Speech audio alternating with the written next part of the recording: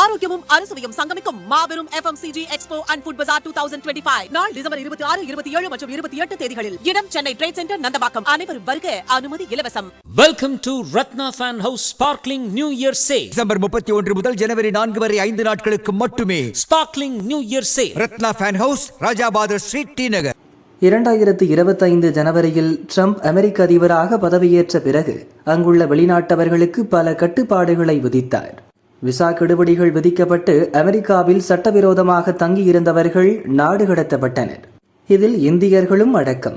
இதன்படி பார்த்தால் அமெரிக்காவிலிருந்துதான் அதிக இந்தியர்கள் நாடு கடத்தப்பட்டிருக்கலாம் என எதிர்பார்க்கப்பட்டது. ஆனால் உண்மையில் கணக்கு வேறு விதமாக உள்ளது.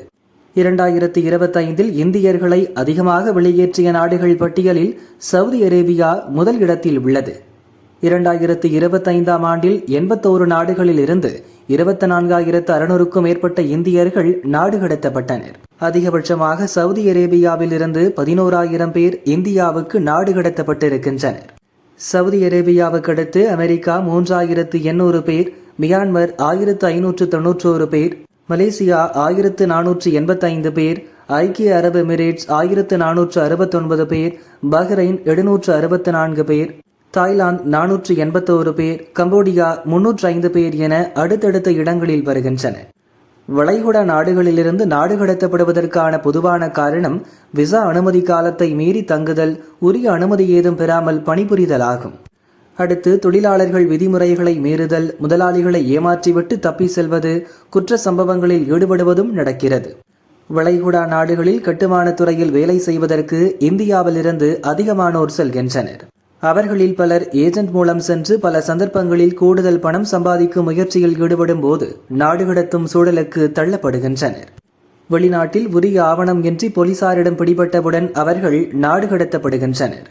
இதுவே மியான்மர் மற்றும் கம்போடியா போன்ற நாடுகளிலிருந்து இந்தியர்கள் நாடு கடத்தப்படுவதற்கு வேறு காரணங்கள் உள்ளது. இணையத்தை பயன்படுத்தி மோசடி செய்யும் சைபர் குற்றவாளிகளின் முக்கிய மையங்களாக உருவெடுத்துள்ளன. அங்கு இந்தியர்கள் அதிக ஊதியம் தரப்படும் என்ற வாக்குறுதிகளால் ஈர்க்கப்படுகிறார்கள். ஏமாற்றி அழைத்து செல்லப்படுகின்றனர். அங்கு மோசடி கும்பல்கள் கையில் அடிமைகளாக சிக்கிய நிலையில் சட்டவிரோத வேலை செய்ய கட்டாயப்படுத்தப்படுகிறார்கள். அத்தகைய நிலையில் பிடிபடுவோர் நாடு கடத்தப்படுகிறார்கள். எனவே வெளிநாடுகளில் வேலைக்கு செல்வதற்கு முன் தொழிலாளர் விதிகள் குறித்து விழிப்புணர்வு பெறுவது முக்கியம். விசா காலக்கெடுவை உன்னிப்பாக கண்காணிக்க வேண்டும்.